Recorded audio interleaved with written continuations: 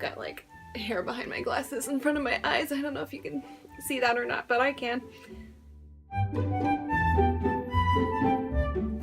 Happy Monday, everyone! Hope you are just as caffeinated as I am. On the day I'm filming, it's actually Sunday, which means I need just as much caffeine, if not more. I felt like I could take a 5-hour nap today. Those of you who don't know, I actually work in a church on Sundays. So the first half of my Sunday is spent singing in a church to make money, but I mean, I would probably go to church anyway.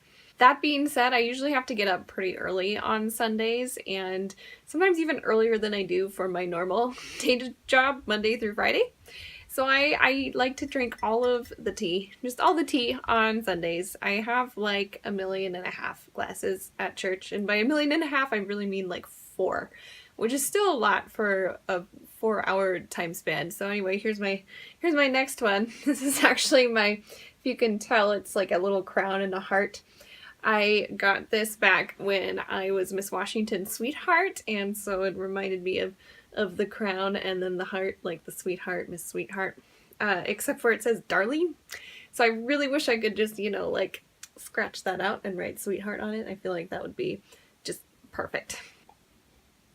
As it is a lazy Sunday for me and hopefully a productive Monday for you, I thought, you know, this would be another opportunity for a tea talk.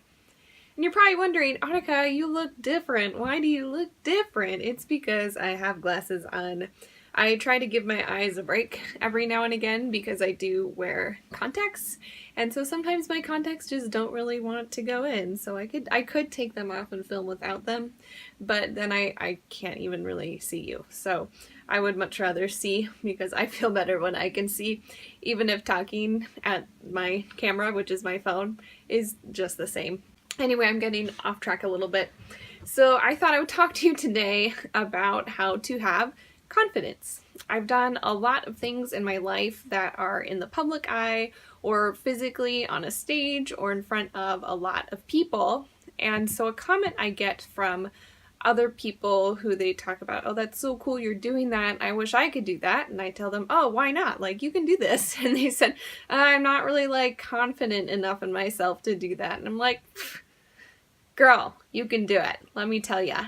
So I guess I just thought I would impart some of my experience on how I feel confident whenever I'm doing any of the crazy stuff that I've done, such as being in a pageant in a swimsuit on a stage, or singing in Europe, or in front of royalty, and so on and so forth. You can do that too. You just need to be confident. Really, I think there are 3 main parts to confidence. I think the first part is preparation. If you are fully prepared for whatever you are going into, you will feel a lot better. And that can be as big as you know all of the content about a new product. So when you go to present this product to your boss, you are going to feel totally confident doing that because you can answer any question she throws at you. That is one form of preparation. Another form of preparation is maybe you just have some social anxiety and you're going to a party. And to be fully prepared for that, you need to know the dress code and what you need to bring. That way, if you walk in and you know you have what you're supposed to bring, such as a dessert or a beverage or something, and you know the dress code so you don't show up to a semi-formal party in blue jeans, then you can feel just like you are walking in and fitting in and you're not distracting in a bad way. Whether you need to prepare to a really high level or whether you need to prepare to a lower level, just make sure that you are prepared, and no matter what happens in that situation, you're going to be able to handle it. Part 2 of confidence is trust, because you have to trust yourself in every situation.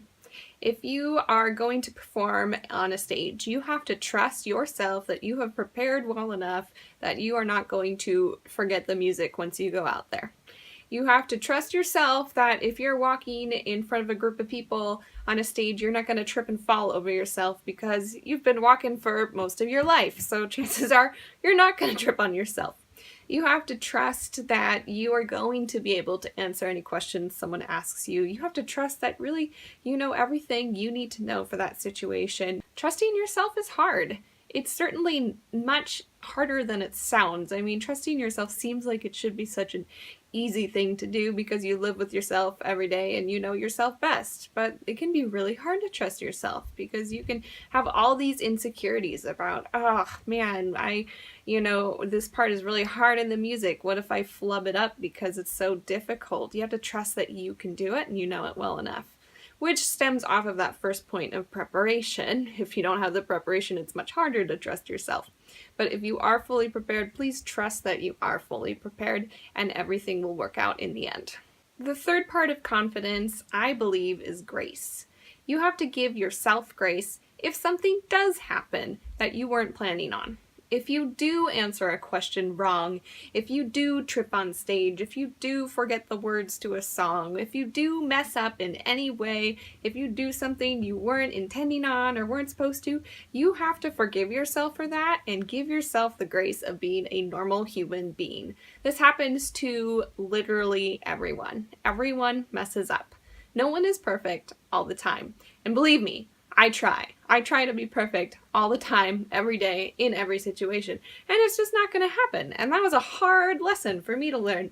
And it took me several years to give myself grace. And it's funny because I give everyone else grace. If someone else trips on stage, I don't think, ha ha ha, like you're a doofus, you tripped on stage. My first thought is like, oh my gosh, are they okay? And then my second thought is like, bravo, you just got up like nothing happened, and that's awesome.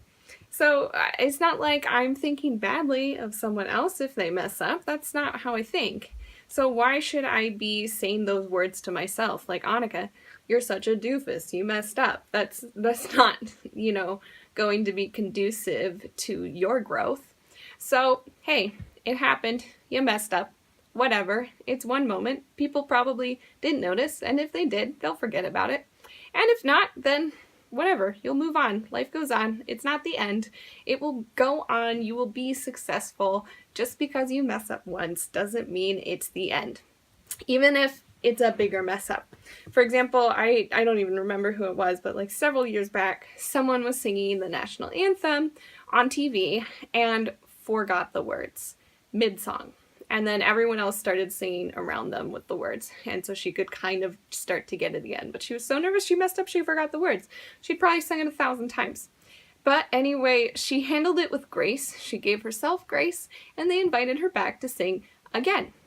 Really, it's not the end of the world if you mess up. For goodness, Steve Harvey announced the wrong name for Miss Universe. And he was invited back the year after to do it again. And he gave himself grace, and he actually poked fun at himself all the time after that for it. And people love him even more because he gave himself grace, he laughed at himself, and he moved forward. Ugh, you guys, this is a learning moment because now I have to give myself grace because I have filmed this whole video without turning my little lights on. Let's see if this helps. Oh, look, you can see me. Let's try this again on this side.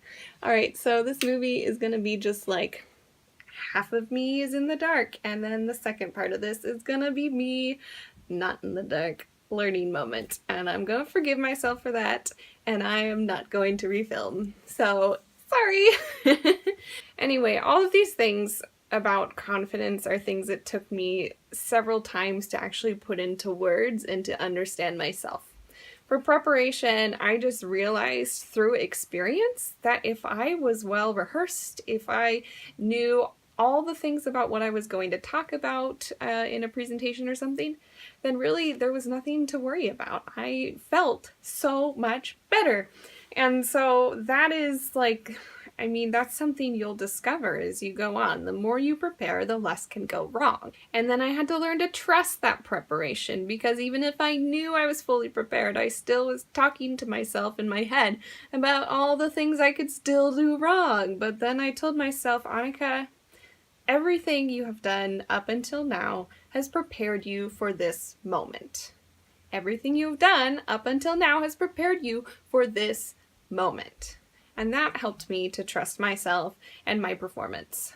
And then for grace, I've messed up a million times and I've covered it, I've moved on, and people don't care. They don't I mean, they'll care if it's really important, but they won't care in a way that they'll just think you're an awful person. I think so much of not having grace for ourselves comes from us thinking about what other people are thinking about us. And we need to just let that go, because they all have their individual issues. Chances are they're thinking more about what we're thinking about them than what they're thinking about us. If that makes sense. That might have been twisted, but I think you know what I'm saying. So just, be kind to yourself. Tell yourself positive things. Tell yourself nice things. And grow. Learn. And that's how you can walk into any room with this high level of confidence that anyone is going to applaud you and be happy to be around you because you seem like a confident, secure person. If you found this helpful, go ahead and subscribe to my channel. I'm working at bettering myself and growing every day, so I think a lot of this channel is going to be about how to be your best self, and stories about my own life and how I'm working on, adventuring and being my best self and living my best life, because that's what girl bosses do. I want to live my best life because I've only got one life.